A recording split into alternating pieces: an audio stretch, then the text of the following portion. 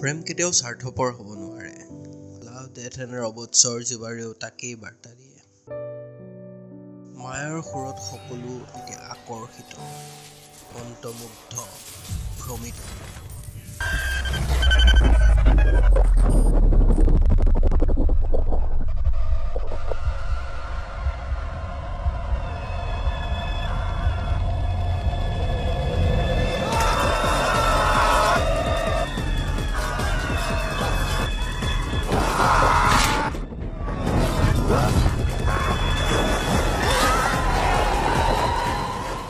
নিজ ধৰ্ম, সেৱা, নিষ্ঠা, কৰ্ম সকলো যেন এতিয়া উৎসৰ্গিত।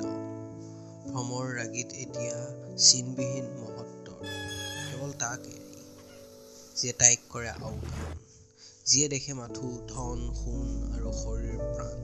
মায়ামৰ উশাহে যদিও শিখৰ পায়, সেই প্ৰেম, ভালপোৱা, সুবাস, হাঁহিৰ ভাইষ নাপায়।